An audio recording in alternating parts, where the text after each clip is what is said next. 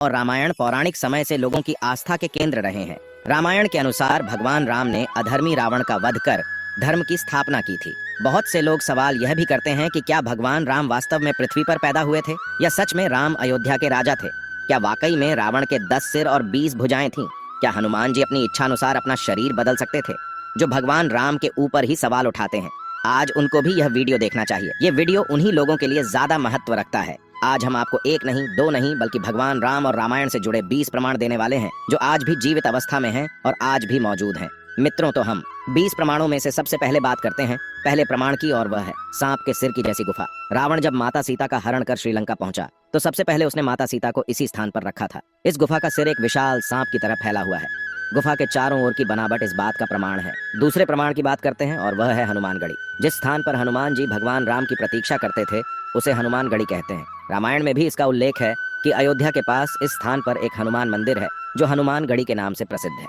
अब आते हैं तीसरे प्रमाण पर, और वह है हनुमान जी के पद चिन्ह। रामायण में यह भी वर्णन है कि जब हनुमान जी ने सीता माता को खोजने के लिए समुद्र पार किया तो उन्होंने एक विशाल रूप धारण किया था। आज भी श्रीलंका में उस स्थान पर भगवान हनुमान के पैरों के निशान मौजूद हैं। चौथे प्रमाण की बात करते हैं और वह है राम सेतु। राम सेतु भी रामायण और भगवान श्री राम के अस्तित्व का प्रमाण है। रामायण में समुद्र से श्रीलंका तक के इस पुल के बारे में लिखा है। दोस्तों, यह पुल पानी पर तैरते पत्थरों से बना था, जिसे आज भी समुद्र तल पर देखा जा सकता है। पांचवें जीवित प्रमाण की बात करते हैं और वह है तैरते हुए पत्थर। समुद्र पर पुल बनाने के लिए ऐसे पत्थरों की आवश्यकता थी जो पानी पर तैर सकें। नल नील को जो साथ मिला था, उसके कारण नल नील ने जो भी पत्थरों को छुआ वह तैरने लगे। इन्हीं पत्थरों पर राम लिखकर उनका पुल बनाया गया। सुनामी के बाद इनमें से कुछ चट्टानें टूटकर गिर गईं। शोध करने के पश्चात पता चला कि यह पत्थर उसी समय के हैं जब रामायण हुई थी। छठे नंबर पर आते हैं और वह है द्रोणागिरी पर्वत।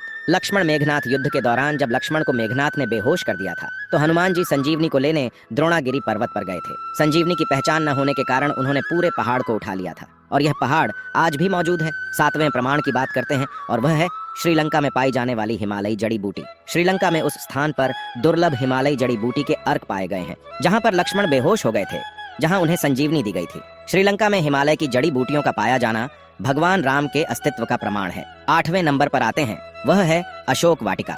सीता हरण के बाद जब रावण उन्हें लंका ले गया तो माता सीता ने रावण के महल में रहने से मना कर दिया। तब रावण ने उन्हें अशोक वाटिका में रखा, जहां वह एक पेड़ के नीचे बैठी रहती थी। इस जगह को एलिया के नाम से जाना जाता है और यह आज भी मौजूद है। अब आते हैं नंबर 9 पर और वह है लेपाक्षी मंदिर। सीता हरण के समय रावण उन्हें आसमानी मार्ग से लंका ले जा रहा था। जटायु ने रावण को रोकने के लिए उससे युद्ध किया। जहाँ पर जटायु गिरे थे उस स्थान को लेपाक्षी मंदिर के नाम से जाना जाता है और यहाँ आज भी मौजूद है। अब आते हैं 10वें नंबर पर और वह है विशालकाय हाथी। रामायण के सुंदरकांड अध्याय में लिखा है कि विशाल हाथी लंका की रखवाली के लिए रखे गए थे, जिसे हनुमान जी ने एक प्रहार से बेहोश कर दिया था।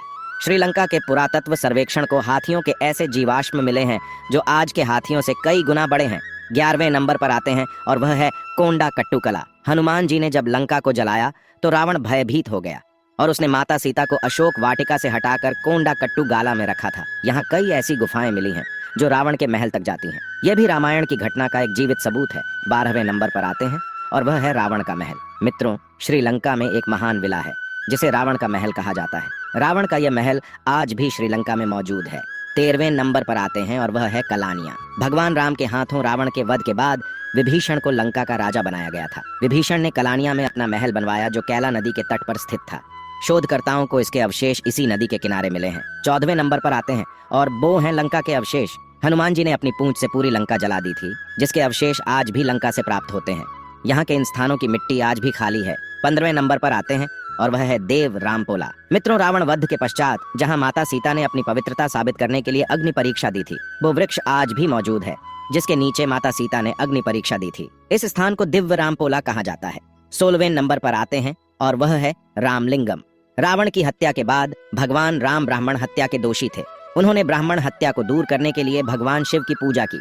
भगवान शिव ने उनसे 4 शिवलिंग की मांग की। सीता जी द्वारा एक शिवलिंग बनाया गया जो रेत से बना था। हनुमान जी कैलाश से 2 शिवलिंग लाए थे। भगवान राम ने अपने हाथों से एक शिवलिंग बनाया जो आज भी इस मंदिर में मौजूद है। अब आते हैं 17वें नंबर पर और वह है जानकी मंदिर। नेपाल के जनकपुर शहर में एक जानकी मंदिर है। रामायण में सीता के पिता का नाम जनक था। उनके नाम पर इस शहर का नाम जनकपुर भी पड़ा। माता सीता को जानकी के नाम से भी जाना जाता है। उन्हीं के नाम पर इस मंदिर का भी नाम रखा गया है। अब आते हैं 18वें नंबर पर और वह है पंचवटी। नासिक में अभी भी पंचवटी तपोवन है। भगवान राम, सीता और लक्ष्मण जो वनवास के लिए अयोध्या छोड़कर वन गए थे, इसी जंगल में रहे। यहीं पर लक्ष्मण ने रावण की बहन शूर्पणखा की नाक काट दी थी। अब आते हैं 19वें नंबर पर, और वह है कुंडेश्वर मंदिर। रावण भगवान शिव का बहुत बड़ा भक्त था। भगवान शिव के इस मंदिर की स्थापना रावण ने की थी। यह दुनिया का इकलौता मंदिर है जहां भगवान से ज्यादा रावण की आकृतियां बनी हैं। मंदिर में रावण की आकृतियां उसके 10 सिरों को दर्शाती हैं। अब आते हैं इस वीडियो के अंतिम 20वें प्रमाण पर, और वह है गर्म पानी का कुंड।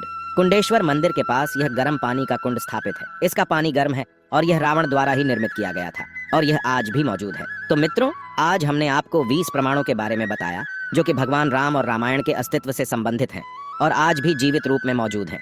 तो उम्मीद करते हैं कि आपको ये जानकारी पसंद आई है। तो इस वीडियो को भगवान राम के लिए एक लाइक जरूर कर दें, और हाँ, चैनल को सब्सक्राइब करना न भूलें। धन्यवाद। आपको आज की वीडियो अच्छी लगी हो तो इसे लाइक और शेयर अवश्य करें। आज के लिए इतना ही दोस्तों, आपसे फिर मिलेंगे एक नई वीडियो और ढेर सारी रोचक जानकारी के साथ।